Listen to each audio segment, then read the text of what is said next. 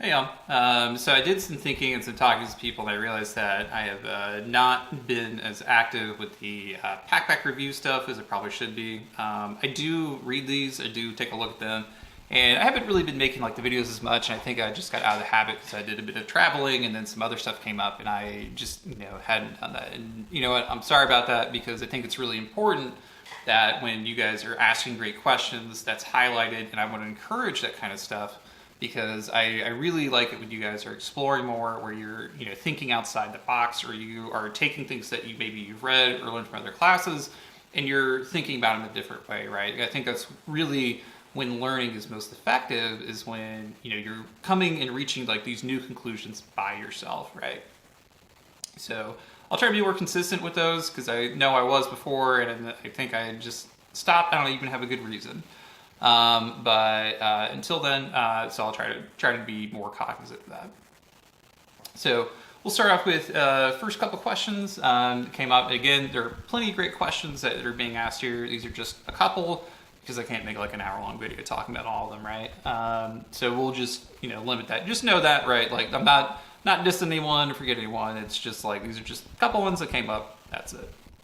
So the first one is from Lillian Silva, who asks, "Why do you think that capital punishment is a cruel punishment, or why do you agree with this punishment?" Right? The thing that's really interesting is that in the 2020 election, right, there is this renewed interest by the federal government to start executing people again. Hasn't really executed anyone in 20 plus years. And it comes in an era where there are so many states who are moving away from it. Even some of them have outright banned it. Others have essentially put a moratorium on it, and they stopped it altogether. But only a few states are really staying really active with it, right? And so I guess it really leads to a lot of questions, right, about what do you think is fair in situations where someone dies, right? Keep in mind, right, capital punishment is reserved for what is considered like the worst of the worst, right? It's not just the fact that you killed someone. For those of you who are interested in this kind of topic, the Texas death row inmates post a lot of like the last words of inmates, as well as like short descriptions of like the crimes that were happened, the victim's age, who's being executed, when the crime occurred, how many convictions they had, right? It's really interesting. I usually highlight it in class when we're teaching in person. Can't do that now, but it's a fascinating read, right? To see what people say when they're facing their own death, right, and what crimes had to be connected. So one thing that's interesting, right, is that when you look at these crimes, right, it's usually something bad. So someone was robbing someone, like a gas station, and they shot someone, like the gas station clerk or something like that, right? And that person ended up dying. Or someone broke into the home of an elderly person, sexually assaulted the elderly person, and then killed them, right? Or someone was stealing a car and killed the person who had the car, or something like that. Kidnapped and abducted a small child, raped them, killed them, and something like that, right? They are truly heinous crimes, right? It's some ones that there isn't like it's not like, oh, I walked in on my partner and with like their mistress, and I was in a fit of rage and I killed them, right? I think in some ways maybe we fantasize about doing that ourselves. I'm not saying that I do, but like maybe we're like, oh, that's more okay, right? No, we're talking about super evil, super kind of stuff. So when we think about like what is cruel, then, right? With the way that we kill people is meant to kill them, but like ever so gently, right? We no longer gas chamber stuff. You can't do that because hey, it's too much like Nazi stuff, so we don't do that anymore. We no longer asphyxiate people. We no longer hang people because you could be convulsing for a while if your neck doesn't break just right. We no longer shoot people because you could bleed out and die, and that could be like really seen as cruel. We no longer do electric chair because that sponge isn't wet, as we've seen in the Green Mile. It's a really gruesome kind of death. So it leads into like, are we? So one, we want to kill these people. For those of you who advocate for the death penalty, at the same time, right? Like, at what point are we being cruel about it? Do we feel good that the government is willing to kill people with like, backed by like a court law, right? Especially when we consider like, do we feel good about police officers shooting people in certain circumstances, right? And in those cases, they often don't have, legal protections, right? The incident happens before a court is involved, before a case is proven anyway, right? Some people just like die. Like, for example, like when the shootings happened in Dallas, a few years ago, right? Like the police department comes to this conclusion, well, this is an unwinnable situation. We're going to use our robot to detonate a bomb where the shooter is, and we're going to call that good, right? Like, do we feel good about that? This person was shooting police officers, was cornered in a parking lot, was still going to shoot people who came and tried to rush him. They're like, you know what? We're using this robot to do it, right? Like, to kill him. Like, do we feel good about that? Or any time where there's, any kind of like death like that. Is it inhuman to kill someone when they committed an inhuman act, right? Do they lose their humanity, when they die, when they kill someone? And do we become less human if we kill them back, right? Is it something that's unusual? I guess it depends on what your perspective is, right? It's not unusual that the government has killed people in the past, but is it unusual given the circumstances of the crime? And is that something that we should do, right? There's a whole host of maybe pragmatic issues why we shouldn't do the death penalty, including that it's expensive and we could possibly kill an innocent person, and it feels icky possibly. But from a value morality standpoint, is that something that you all agree with under those circumstances? I don't know. There's a right answer on that, right? There's a lot of things that can be smoothed out to make it easier to kill people. But is that also the society you want to live in? What does that say about us if we choose to kill people? I don't know. Open question. Would love to see more discussion on it.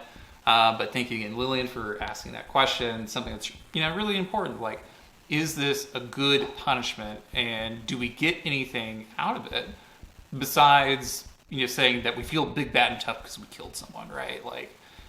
Just because I it's like me, right? I'm a big person, right? Do I feel good if I'm taller than someone? I beat him up? Probably not, right? I would think, but maybe I do feel good because I'm asserting my authority in a way so that no one can challenge me, right? I don't know. Depends on your perspective on humanity or on other people and such. Then second question, this comes from Andrea Soto, who's asking is, should sex offenders be registered to public records, right? So think about this question is, how many of y'all have ever looked up sex offenders in your neighborhood when looking for a place to live, right? Or just be where to stay with, right? And I would, venture to guess that there are some people who have, but many people do not, right? And it's interesting is that this is the one crime where we want to know where those people are, right? We don't really want to care where former murderers are, or necessarily former robbers or former burglars or stuff like that, right? There's not really a database to go to it. But sex offenders, yeah, we want to know, right? They have the same recidivism rate as other kinds of criminals. So there's no real difference, right? And the thing is there's all kinds of degrees of sex offenders, right? For example, someone who would be on a registry, at least for a couple of years anyway, so when I was in high school, sophomore year, last day of class, senior has a mask on, runs butt naked through the parking lot, right? Hundreds of students see this kid just junk flailing everywhere. He ends up getting arrested, and I think he ended up getting charged for indecent exposure or something like that.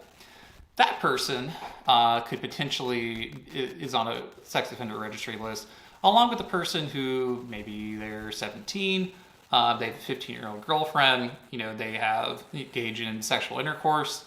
Parents don't like it. They end up prosecuting the 17-year-old because of the age difference. It depends on state by state. Maybe that's not in California, but in some states, I think it's called a Romeo and Juliet law or something like that, where there's an acceptable age difference between if both people are belong to a certain age, but it's complicated.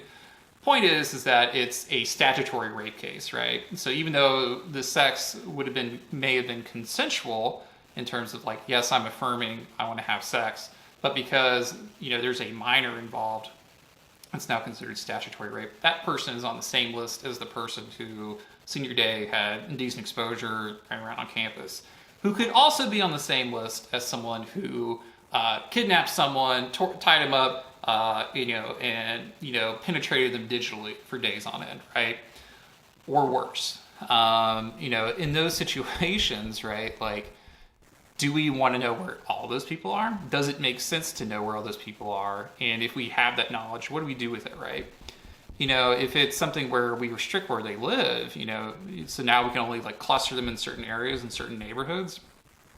What does that exactly like achieve for us by limiting one's housing decisions? Is that helpful, right? And what does it say about us as a society where we only want to know where sexual criminals are, but not other criminals, right? And if we allow sexual offenders to be closed, are there other things in society like where we should know where people live, right? Like, I think, I think there are some situations where you can know where certain government employees live. Does that make sense, right? Where we know that? Or if we knew that, some people were involved with certain groups, why would we make that information public? I guess it leads to a question of, like, at what point do we decide that one segment of someone's privacy is stripped away forever, right? Or for at least for an extended period of time, right? Do you deserve to have any right to privacy stripped away after you've completed your sentence to society, right? You went to prison, you went to probation, whatever you did. At what point do we say you no longer have this aspect of privacy anymore, right?